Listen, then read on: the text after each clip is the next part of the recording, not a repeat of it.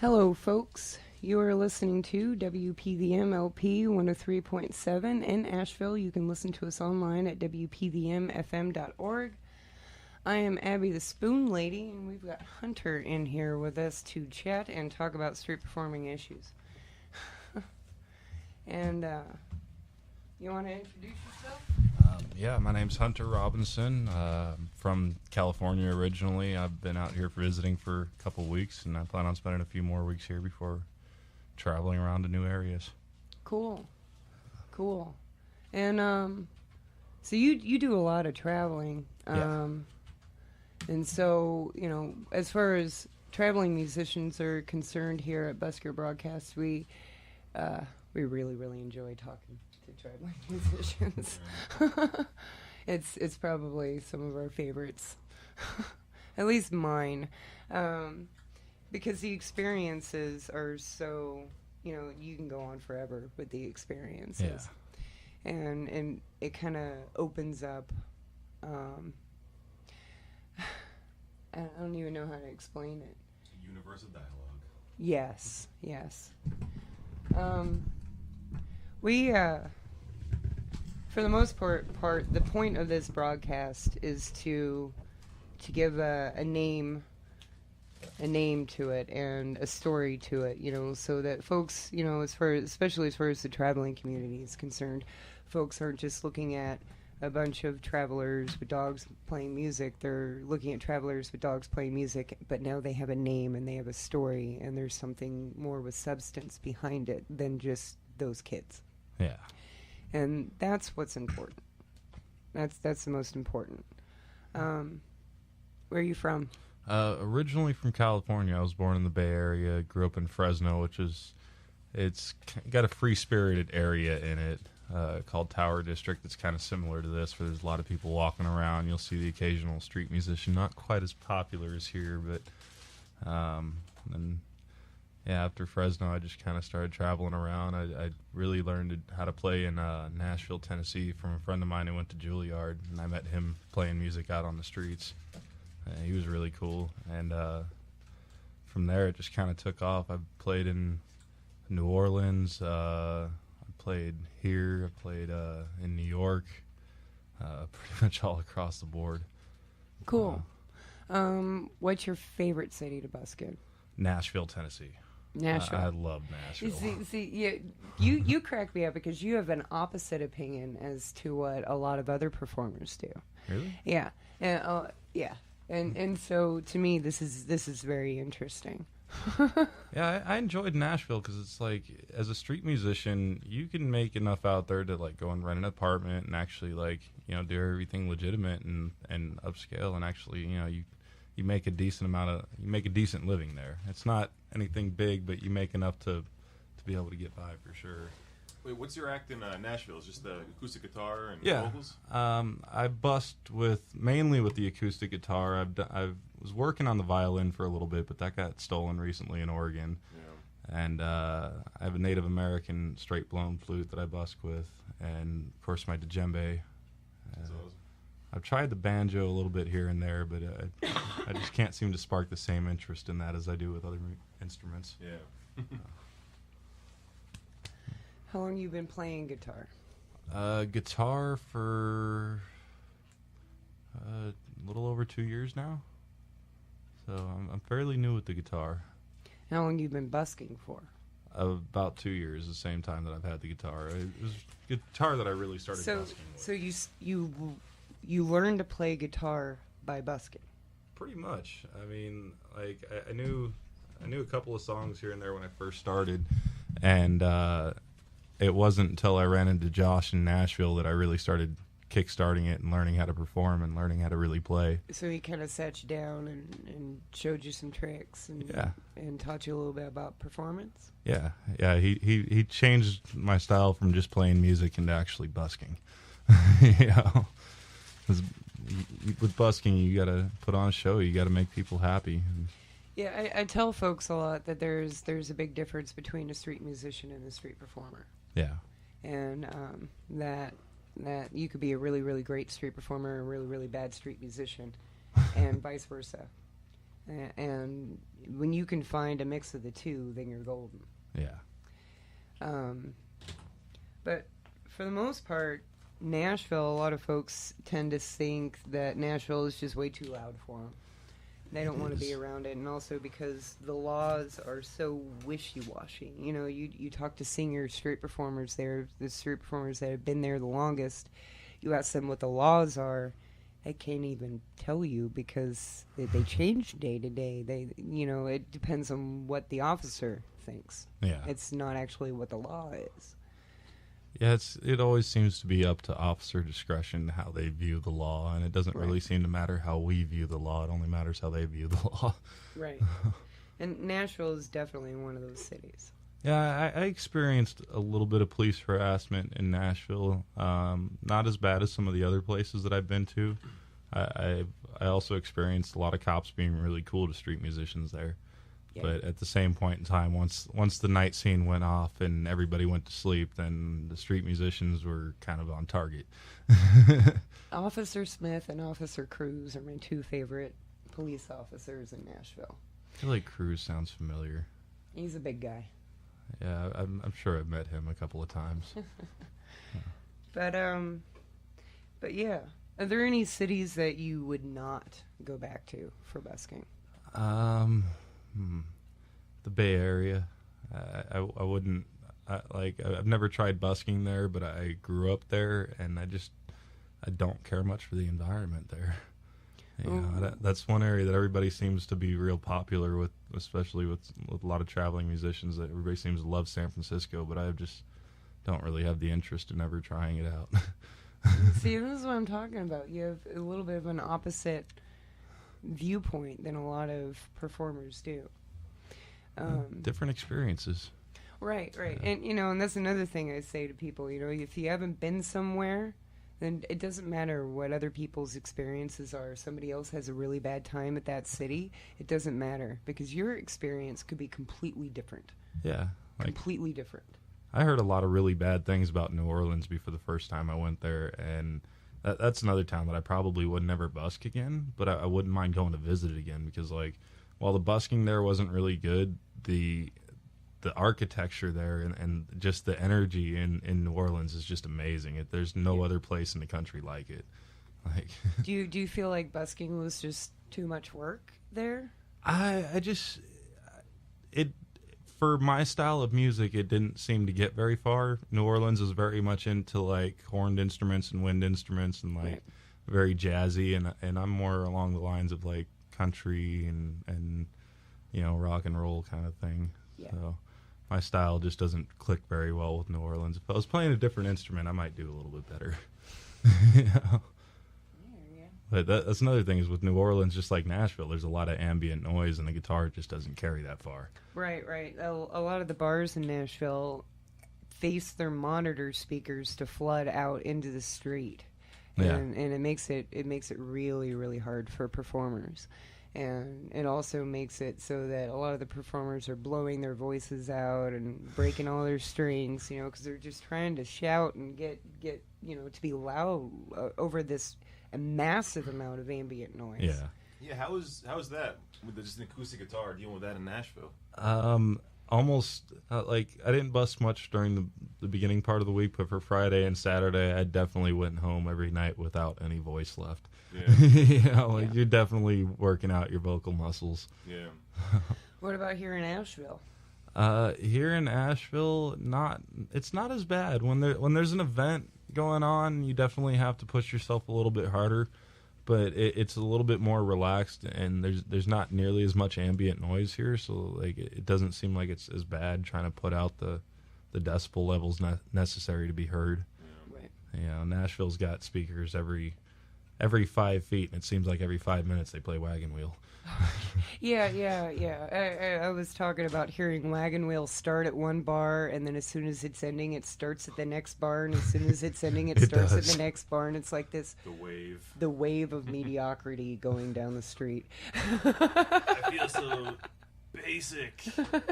Yeah, Wagon Wheel's kind of like Old Faithful for the city of Nashville. It happens every 5 minutes. Right. And same with Journey. Journey, and then Johnny Cash is, I have a Nash back every time I hear a Johnny Cash song. They got those little portable speakers in Nashville that play a lot of Johnny Cash over and over again. They got like 5 or 10 songs on it that play on a loop. Yeah. Those speakers, some of them are even at some of the busking spots, and so you'll catch a lot of the performers taking multiple pieces of cardboard and taping them over the speakers so that they can play there. Yeah, I remember I would just lean up against the speaker and try to muffle it with my back.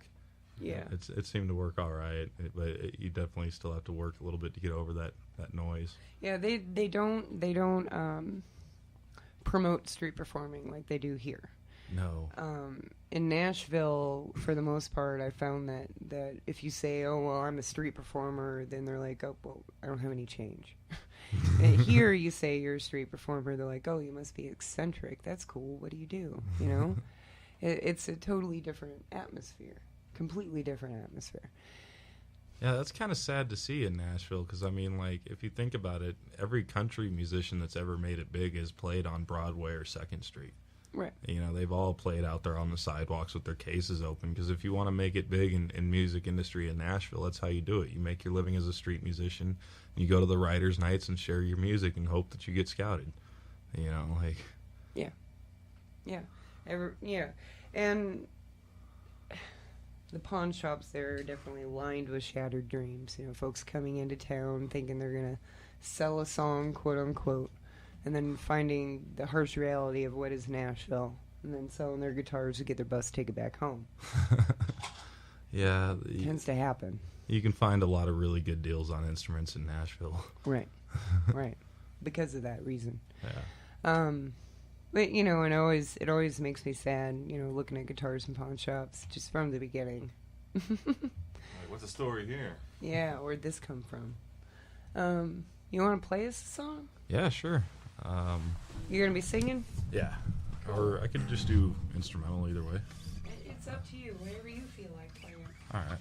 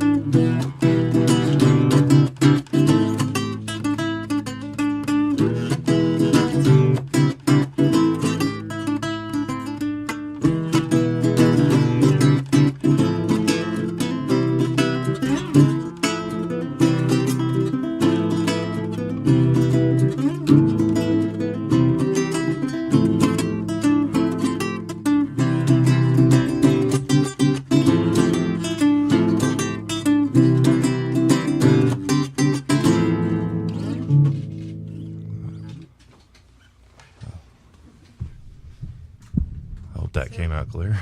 Yeah. Do you have a name for that ditty? No, that's just kind of something that I like to play with a lot. So where do you get the inspiration for a lot of the stuff that you're doing? It's for me. It's just kind of like I go with songs that put me in a good mood. And I try to play things that are upbeat. Like a lot of what I play with, a lot of what I busk with is like comedian songs. They're, written about all kinds of random things or, things that are likely to make you laugh and have a good time listening to it. That's awesome. I'm not very good with serious music. I try to go more to the comedic side. I'm not very good with serious music either, and and since I work with some fairly large crowds, sometimes I've kind of learned that folks don't like to have that serious moment within a crowd. Yeah. And so upbeat songs and happy songs tend to be what I lean towards because it seems to work better in that setting. Yeah. So, Yeah, plus, there's nothing better for busking than a dancing crowd. dancing is awesome. We got our buddy John Gelman here. He's a awesome photographer. Yeah, I believe we met a couple nights ago. You do look familiar. Yeah. So, have you had any issues here since you've been in Asheville with busking? Like anything that stands out in your mind that's just Out let of it go? place. Yeah. Recently, I was told that I was holding my dog's leash wrong by a police officer. They said apparently it has to be directly in your hand, which kind of makes it a little bit difficult to play the guitar, but Yeah. that's an interesting law that we have here. Can't have it around your wrist. Yeah, no, it has to be in your hand. Can't be like tied to your belt or anywhere but physically in your hand. Weird. And they're very serious about that. Yeah, and that's something that a few folks at the Buskers Collective would genuinely like to change, Oh yeah. but it's going to be a hard one, because I mean it's a safety issue. So if a traveling kid has or anybody, I don't want to limit it to traveling kids because everybody down here has dogs. I don't Yeah. understand what the big deal is with a traveling kid having a dog versus somebody who's got an apartment right up from Woolworth or whoever. Yeah, every other you know? restaurant has a dog bowl outside. Right. But, it would be nice to have a little bit of leniency as far as that's concerned with some of the street performers. Yeah, and I see people walking around all the time that just have it tied to them that aren't street performers, and I never see the cops say anything to them. Yeah. Yeah. It It is what it is. seems to be like a little bit of a double standard for us. We get harassed by these city ordinances a little bit more than your average citizen. Well, any other issues besides that? Yeah, they're pretty sticky about where you can and can't sit down. Really? Yeah, I've watched a couple of kids get ticketed for sitting on the bench around the corner, and I recently heard that they were going to start ticketing anybody sitting across the street from the monument over there.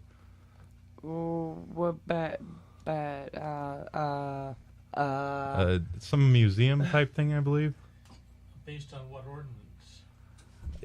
That's Based what on I'd like to know. ordinance would they do that? Yeah, I would like to see an ordinance that keeps you off of public property. I don't think that they can actually do anything to anybody for sitting over there, but the police definitely were telling all the traveling kids not to sit there and threatening them with tickets.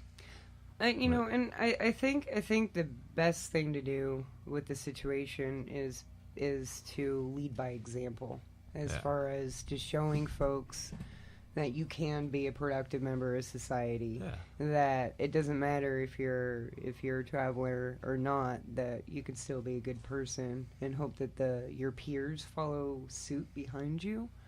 As far as just respecting the folks around you.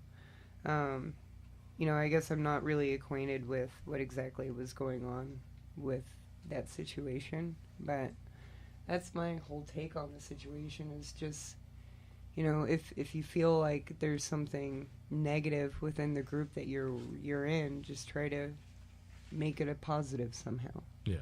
So that other groups like you or like your group can also see that example. I think that's the only way to combat that whole situation between the travelers and the police department, the city of Asheville. Me, myself, and I traveled 8 years, had the backpack and the dog and the whole 9 yards, and I am very, very proud of it. I am happy I did it. I don't regret it one bit, and I'm really, really glad that I sat in those big old groups with all the dogs. I'm proud of it. They should be proud. It's a difficult thing to do.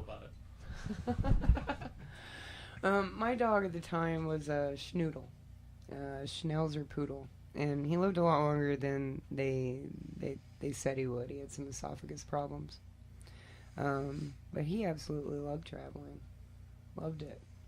I think dogs kind of naturally have pack mentality. Yeah. As a dog walker, we got to know about dog psychology. Yeah. Dogs love learning new terrain. That's part of like your joy. It's like seeing a new place and discovering it, having new things to sniff, new things to look at, new experiences. So we're told to just experiment with your dog route, take him new places, go on weird adventures, and just go this way home instead. Because if you go take the same route all the time, it wears on them like on a psychological level. Yeah, no, I believe it. Totally. Redundancy, Totally. Yeah, I definitely feel like the dogs enjoy it. I mean, my dog's been to more states than your average American citizen. Yeah. Yeah. Well, what's your dog's name? Kashi, like the cereal. And how long have you had your dog? 3 years-ish, I think. I got her up in New Jersey a while back when I was living in upstate New York. And how'd you find her? Craigslist. Really? I wanted that exact breed mix. It's an Australian Shepherd mixed with a German Shepherd. I've always had German Shepherds, and I really like the Australian Shepherd. So why that particular breed? At the time, I was working on horse farms, and as much as I like the German Shepherds, and I've had those my whole life, I wanted something that had the herding ability. And when I got her, she took to the horse farm naturally. Every time a horse would get out, she'd follow him and bring him right back to the turnouts. Cool. Where in upstate were you? Beacon, New York. It's like right across the bridge from Yeah, Newburgh. Billy Scribbles knows New York. Yeah, you have any Pete Seeger stories? Any what? Pete Seeger stories? Pete Seeger. No. That's where he lived. That's where I learned the banjos, in Beacon, New York. Really? Yeah. Yep. That's awesome. Yeah, that sounds familiar, but I'm not sure I know who you're referring to. Well, we will educate you. Don't you worry. Pete Seeger was a huge voice in folk preservation of folk music. Is the best way to put that. Humongous voice. And he came out of Beacon? Yes. Yeah, that's where he lived. Oh, wow. He played by the river with he invented the long neck banjo back in the 40s. Mm-hmm. You know Woody Guthrie, the folk singer? He used to, yeah, I know. Used to hobo that is. around with him. Like Woody taught Pete how to ride the freight trains. And like they just rode around the country and wrote songs together. Nice. Yeah, there's a lot of interesting history coming out of the Beacon area. In fact, like right up the road, just a couple miles from Beacon, is the cemetery that they came out with the story of the Headless Horseman. Yeah, that's right. Washington Irving, he spent some time in there.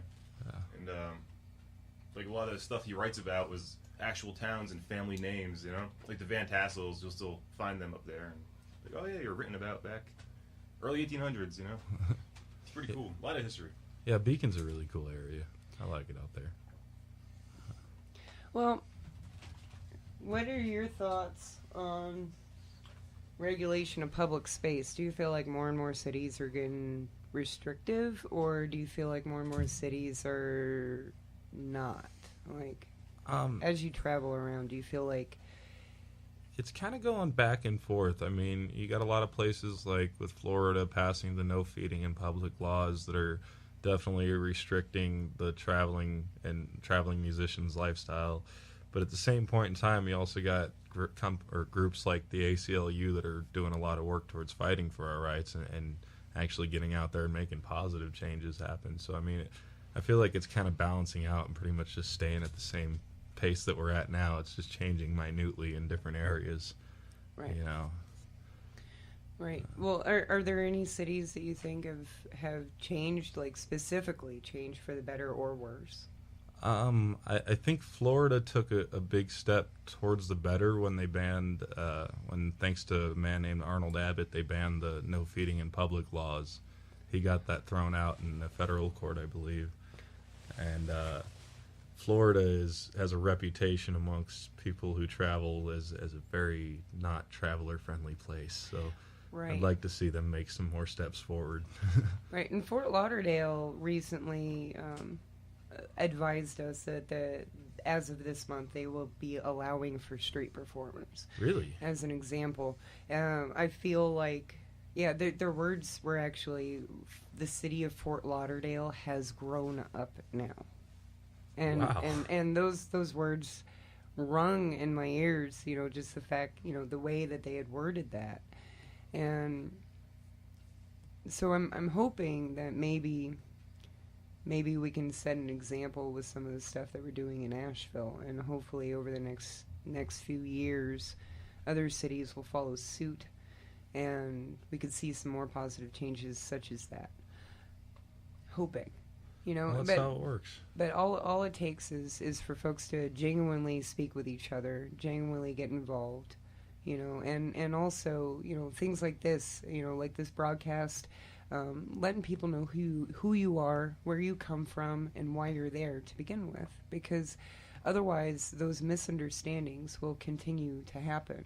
Yeah. And that's what causes most of the issues is misunderstandings. They don't understand why you're there. They don't understand why you would want to live this way and not that way, and it's just, I don't get it. By That's doing all it this, we're is. carrying on one of the oldest American traditions that we have. Yeah. The traveling musician.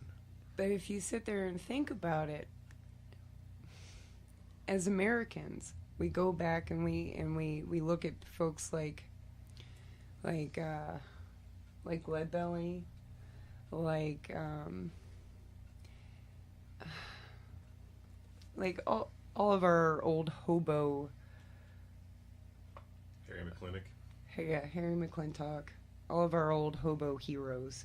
We look at them as heroes, as musical heroes. We love the stories, we love what we do, we romanticize that. But when it is looked at us straight in the face, for some reason, it carries a different image.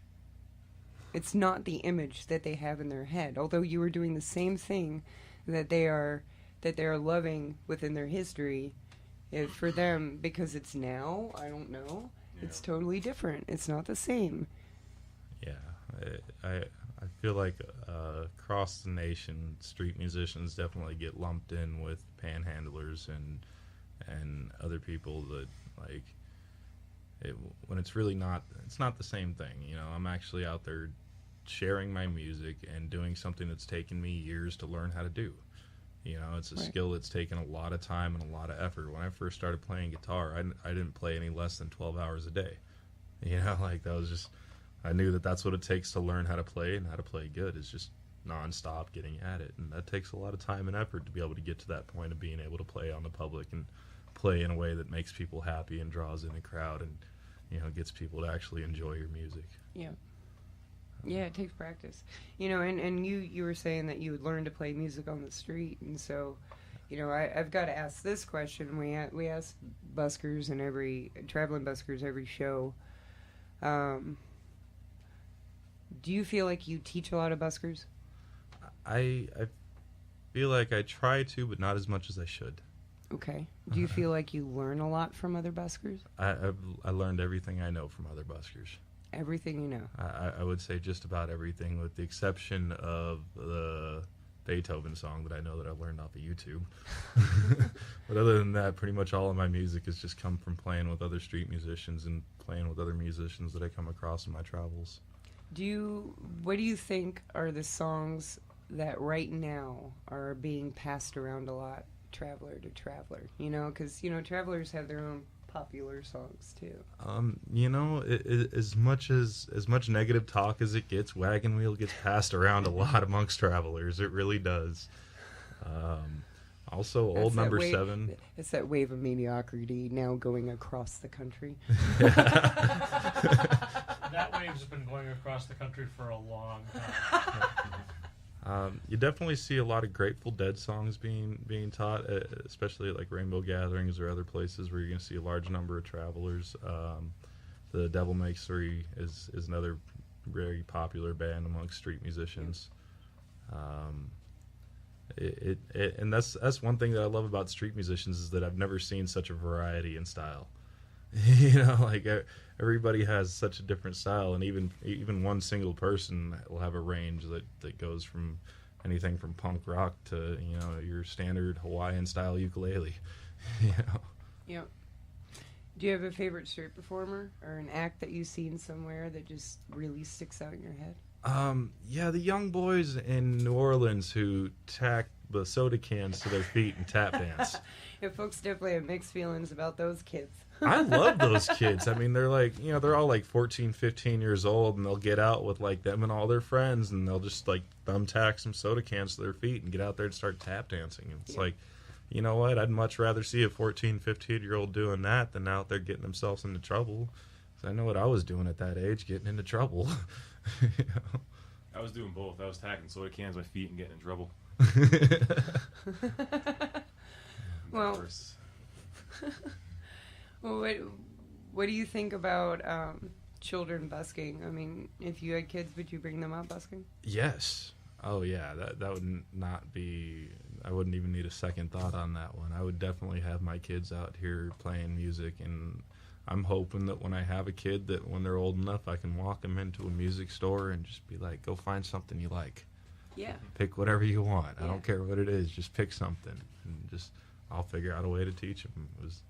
I would love to have them see that mentality of a tradition that's been going on since, like, you know, what, the 30s? Yeah. Going on just as long as people have been train hopping. Yep. Definitely. So, did you start playing guitar about the same time you started traveling? No, I've been traveling for a while before I started playing music. And what made you decide to start busking?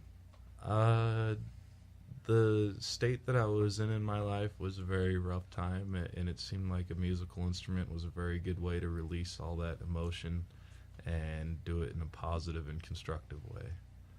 You know, I find that no matter what mood you're in, the guitar or any musical instrument is just a great outlet for your emotions. If you're in a bad mood, you can beat it out on your guitar. If you're in a good mood, you can play it out on your guitar, you know. It's a very good outlet. Good way of putting it. You want to play us another ditty? Yeah, sure.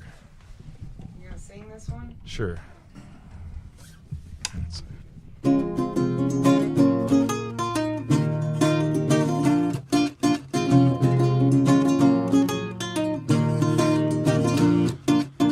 One day I was walking to town so I could punch the clock until it fell out, knocked me out of a ladder. I came tumbling down. The boss man said you're fired for I even hit the ground. Now I have no green to pay my way around. My landlord lady's telling me I need to get out, and it all makes me wanna scream and shout, America, fuck yeah.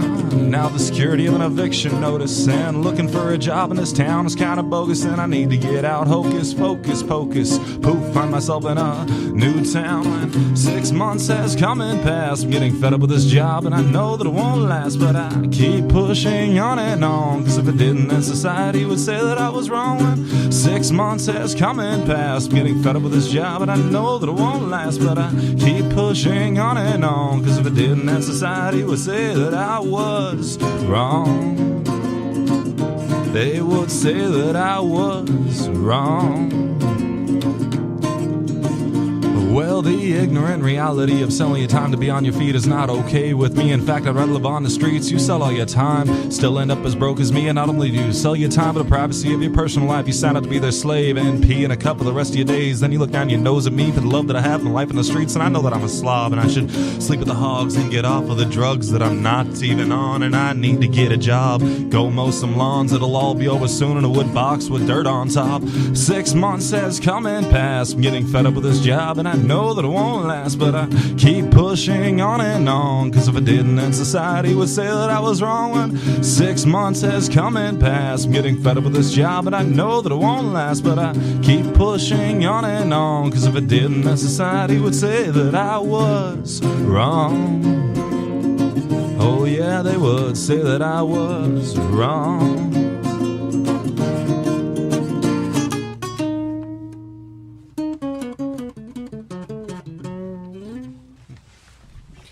Do you have a name for that? That is a little story. That's what I refer to it as in my notebooks. So you do a lot of writing. I try to, not as much as I should. Do you do a lot of writing outside of music, like poetry and such? No, that would be my girlfriend's department. She's much better at the writing in general. I pretty much just stick to writing lyrics. Awesome. I mean, I definitely go on the internet and talk a lot about political issues, but that's about as far as my writing goes. Well, one thing I have learned being here is that there are so many different personalities and different styles of music going through that though the the window for learning is huge. You know, if you can't fall through that one, then you ain't trying.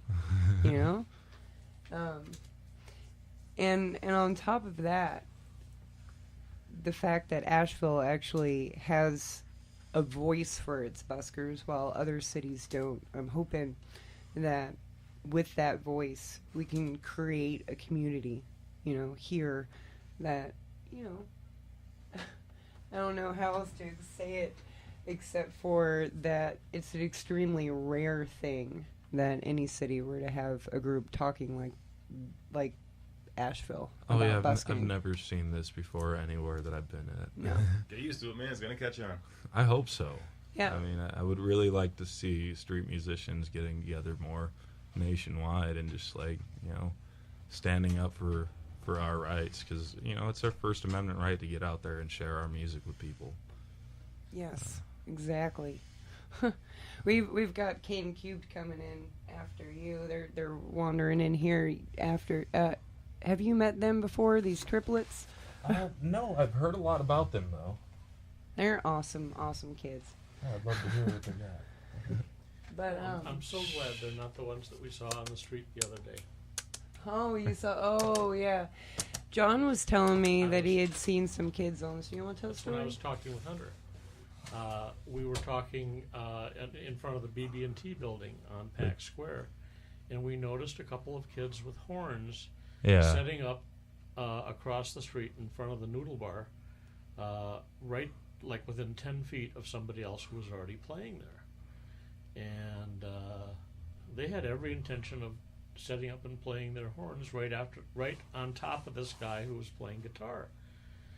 So I had to go over and do my Dennis the Menace, Mr. Wilson thing. and give them a lesson in street etiquette and say, you know, it's considered rude to do that. And they eventually went across the street and moved. Oh, that's good. When I you told me actually there didn't were see gonna the be end of kids that. with horns here, I thought, oh my goodness, I hope it's not the ones that I No, cheer on these the kids street. are so great. They're so And it's great. not. They're even active with the collective. You know, they pay attention. They know the rules. They talk to other folks. It's awesome. That's good. I love seeing youngsters getting out there and doing it. I think it's great, and I've been seeing more and more kids coming out, and I'm hoping it continues. Do you have any folks right now that you play music with at all, or do you just mainly play by yourself? I mainly play by myself because the fact that I generally don't stay anywhere for more than a month or two, like, it makes it hard to get a band together. But I try to play with other musicians at every chance I get, because that's definitely something I know that I need to work on.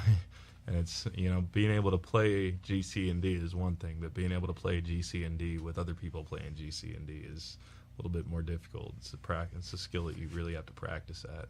Well, yeah, and learning other people's musical styles, and then on top of that, you're talking about timing too. Yeah. Timing takes lots and lots of practice. Yeah. And I know I am all about timing.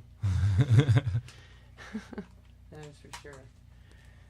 So how do you feel about old strangers that approach you on the street and come up and start talking to you just out of nowhere? It happens on a pretty regular basis. I've definitely gotten used to it. You never really know where it's going to go. Some people are very nice, some people are not so much, but I definitely meet a lot more nice people than the rude ones, because the rude ones usually just keep walking. So when somebody comes up to me and wants to talk to me, I'm generally not too worried about it being a negative experience. Now, with busking, what are some things or obstacles you had to...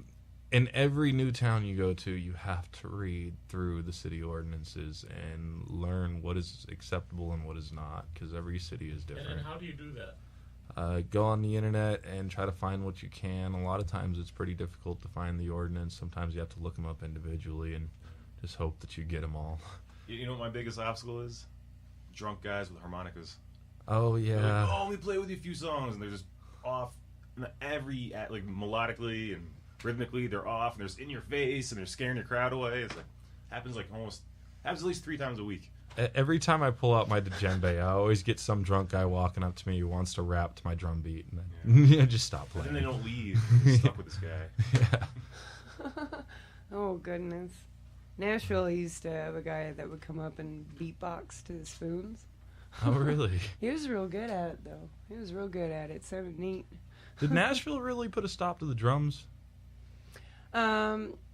Nashville put a stop to the drums for a moment per the police department, not per law. Oh, man. Nashville has this thing where a lot of the police department will just make up their own laws. Or the downtown association will just make up their own laws for what is going on at that moment. You know, so CMA is coming into town, or fanfare or something like that. Then they'll chase off all the street performers and tell them it's completely illegal to busk, even though it's not. Or they'll come out and start enforcing ordinances that don't really exist, or yeah, I see that happening. Only get enforced at certain times, or you know, things like that. No, I just hope to see Broadway Mike next time I go back to Nashville. I hope he's still out there playing his drums and rapping freestyle, because he was really good. Oh, the Broadway rapper? Yeah. Yeah, he was amazing. I saw him last time I was in town. That was a couple months ago, I think. And I saw him out. I think he's still down there taking it. I think him and you are probably my favorite street performers across the country. Thanks. I appreciate that. All right. We're reaching towards the end of our broadcast. If there's anything that you'd like to, any points that you would like to make, now is a good time. Any hello, Mom? Anything? Just get out there and enjoy life. And if music is what you want to do, then get out there and do it. Yeah. Do you have any advice for street performers? Be confident. I'll always be confident, because, I mean, if you're feeling nervous and you're playing at a really low whisper, nobody's going to hear you over the ambient noise. So you definitely want to be confident and get out there and project yourself and project your music. Yeah. That's a real good. That's awesome. Awesome advice. That's awesome advice. We're gonna take a quick break here so that we can load in our Cane Cubed, and so I'm gonna go ahead and tell y'all that you're listening to Busker Broadcast, and you can find us on the internet, and you can also find us on SpoonLadyMusic.com and WPVMFM.org.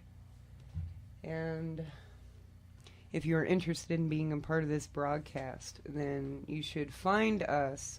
You can find me, Abby Spoon Lady. Just kind of wave at me while I'm busking, say radio, give me a thumbs up, drop a CD in the case, note, whatever. It doesn't matter. Send me an email. Catch me between sets. Billy Scribbles. You're going to see him around a lot. There's videos of him on my Facebook page. You can also poke at him about it. And he can get you on the radio also, because he knows exactly who to talk to. No, that's like one of the best parts of the job is like I'll find a busker, and I'm like, hey, pretty good, kid. They're like, yeah, I'm sitting down. I want to meet Abby the Spoon Lady and this and that. I haven't found her yet. I'm like, hey, kid, you want to be in the radio and meet her at the same time? like the Arkansas Traveler that came in, the photographer.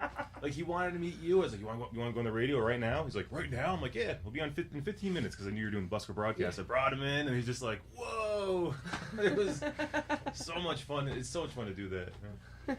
It's the fun. Power.